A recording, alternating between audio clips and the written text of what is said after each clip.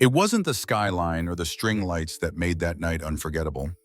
It was the silence that followed a question meant to last forever, and the weight of a single sentence that broke the man who asked it. The rooftop of the Belmont Hotel shimmered in quiet elegance. Soft jazz floated beneath a deep autumn sky, while guests in tailored suits clinked glasses below strings of golden bulbs.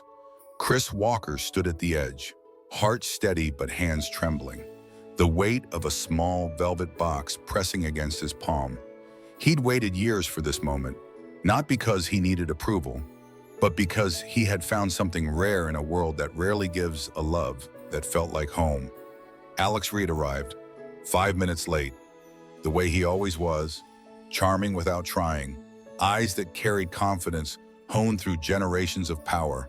Son of Mayor Charles Reed, rising star of New York's broadcast scene, and the man who had shared 5 years of whispered plans, coffee-stained mornings, and silent promises with Chris. Chris smiled, the kind of smile that knows exactly what it's risking. Without hesitation, he knelt. The noise of the rooftop dimmed, forks paused midair, conversations hushed. A ring glinted beneath the city lights, a perfect loop of gold designed for a future already imagined. But that future shattered. Alex didn't move.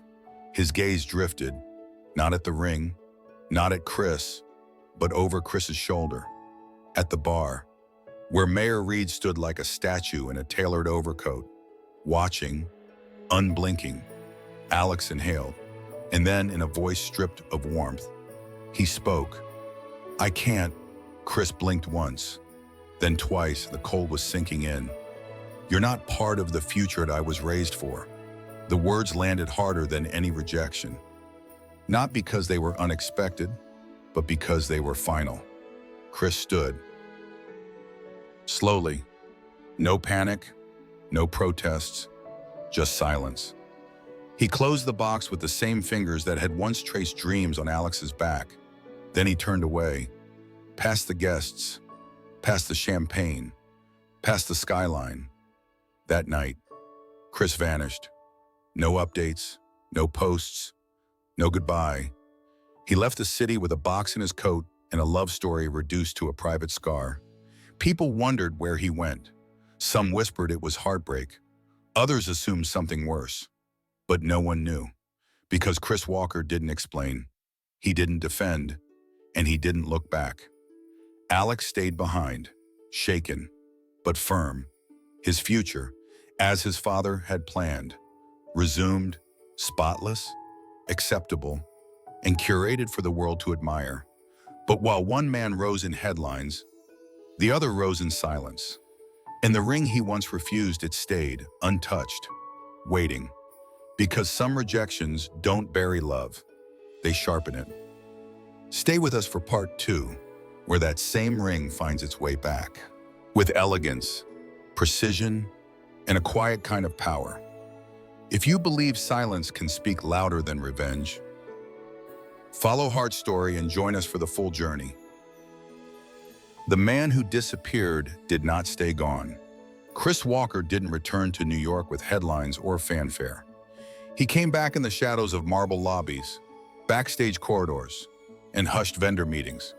Not as someone begging to belong, but as someone who now made other people's dreams look like perfection. He called it Golden Ember, a luxury wedding agency built on privacy, precision, and quiet spectacle. In a world obsessed with who's watching, Chris designed moments meant only for the ones who mattered. No social media tags, no leaks, just magic in its purest form. His work began quietly. A vineyard wedding in Napa, a private ceremony by a frozen lake in Vermont. But soon, his name began circling through elite circles, not because he chased status, but because he made the impossible look effortless.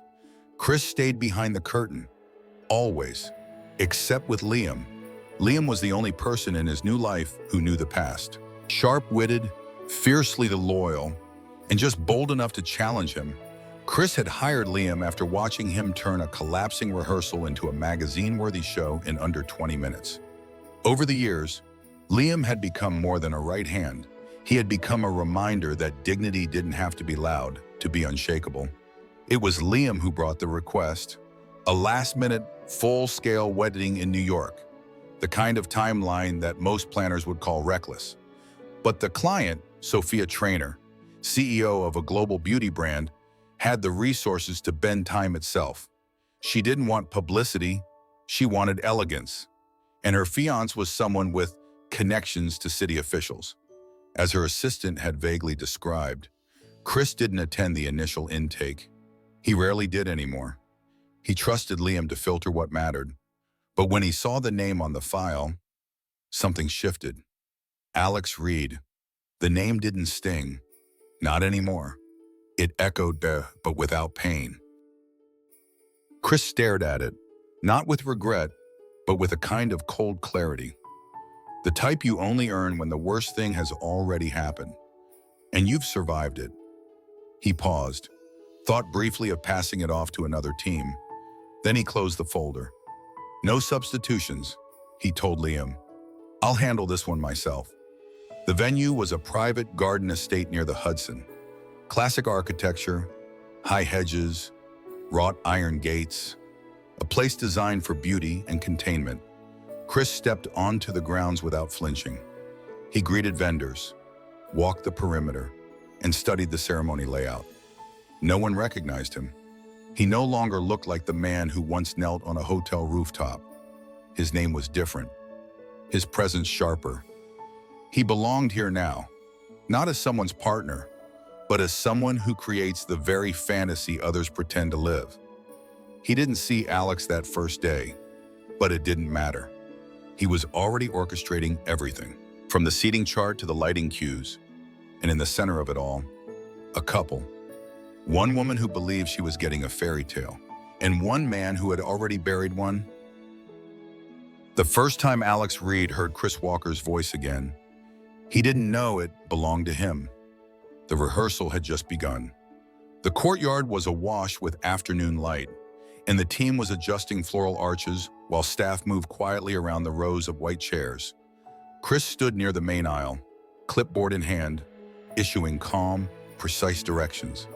His voice was firm, unhurried, professional.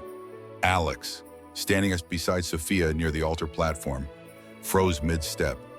He didn't say a word, but something in his chest twisted. He turned slightly. That voice, clear, composed, was coming from the man adjusting stage lighting's instructions. A man with a different last name, a different haircut, a completely different honorary. But then Chris looked up. For a second, their eyes locked. And in that second, Alex remembered everything. Not the scandal, not the rooftop, but the moment after. The months when Chris never answered. The years when silence became the loudest consequence. Chris didn't flinch. He simply nodded once, the way professionals do, and continued directing the team as if the world hadn't just cracked under someone's skin. Sophia noticed nothing. To her, Chris was just the brilliant designer she had insisted on praising every hour. She admired his taste, his structure, the way he made the garden bloom with ceremony. She mentioned him at every meeting, even joked about how she wished they had met earlier so he could have planned her product launches. She didn't know the history. She didn't know what her fiancé had done on a rooftop years ago. She didn't know the kind of silence it takes to rebuild a name from dust. But Chris knew, and he could see that Sophia truly loved Alex. She leaned into him during fittings. She giggled when rehearsing vows. She reached for his hand when her mother's tone turned cold. Her love was simple, earnest, heart first. Chris should have walked away. Instead, he watched closer. Because love, when it's pure, deserves truth. 2 nights before the wedding, while inspecting lantern placements near the dance floor, Chris took a detour around the east wing and stopped abruptly. There was Alex, hunched over near the empty terrace, phone pressed against his ear, his voice shaking, but not from cold. "I thought I could fake it," he whispered. "But he's here, the one I threw away. I see him everywhere, and I can't breathe." Chris didn't move. He didn't interrupt. He heard enough. This wasn't about payback anymore. It wasn't even about closure. It was about clarity. That night, Chris sat alone in the event coordinator's suite and opened a drawer he hadn't touched in years. Inside, still in its velvet box, lay the ring, untarnished, unchanged, exactly the way it was when he last held it under hotel lights. He took out a small card, wrote a name, folded it. Then, carefully, he placed both the ring and the card into a box. Not to confront, not to threaten, but to return what was never his to carry in the first place. Sophia Trainer believed in gratitude. It was a quality she had carried long before the success, long before the magazines and Forbes lists. So when the rehearsal dinner came, she insisted it wouldn't be about the couple, it would be for the team behind the scenes. Every florist, every light technician, every member of the kitchen staff, and, of course, Chris Walker. The rooftop restaurant had been transformed into something intimate yet polished. A velvet-draped terrace overlooking the skyline. Candles flickering on long oak tables. Soft music drifting beneath the buzz of warm conversation. The kind of setting Chris could have once imagined proposing in. The irony didn't sting anymore. It simply hovered, like fog. Familiar but no longer suffocating. Sophia stood at the head of the table, raising a toast to her dream makers. Chris, seated further down, nodded with polite detachment. But Liam, sitting beside him, noticed the tension in his fingers. Always in the hands, never in the face. When Sophia turned to Chris, thanking him specifically for his attention to beauty and timing, the table clapped. She offered him the floor. "Only if you want to," she smiled. Chris stood. The candlelight caught the edge of his jawline, the line of his suit. The room grew quiet. He didn't name names, he didn't tell stories. His words were simple, about creating moments for others when we've forgotten how to make them for ourselves. About finding meaning not in the spotlight, but in precision. He lifted his glass to the team, to the craft, to the clarity that only distance can bring. And when he sat down, Alex Reed was staring, not in admiration, in devastation. Liam leaned in close, voice low. "You planning on blowing this up tomorrow?" Chris didn't look at him. He just replied, "I don't need to. Truth finds its own stage." Later that evening, while the guests lingered over dessert, Chris returned quietly to the bridal suite. No one saw him come in. He left a box on the coffee table. No ribbon, no grand reveal. Just a clean white envelope on top with 2 words, "Alex Reed," and then he walked away. By morning, Sophia had found it, thinking it was a gift from Alex. She waited until they were alone in the suite to open it, a small moment together before walking into forever. Inside the box was a ring, simple, gold, untouched by time, and a single note. "You said I didn't belong in your future. Here's the ring you left behind." Alex stared at it, frozen. Sophia's smile faded. "What is this?" He didn't answer, because there was no version of that question that didn't unravel everything. Downstairs, the staff moved into final positions. Music was cued, chairs realigned. Chris gave no new instructions. He simply observed from a monitor in the command room, distant but fully in control. He had returned the only thing left between them, not to reclaim the past, but to clear the air for whatever storm would follow. The wedding began beneath a sky so perfect it felt suspicious. Guests in designer suits took their seats, unaware of the current unraveling in the bridal suite. The musicians played a soft prelude.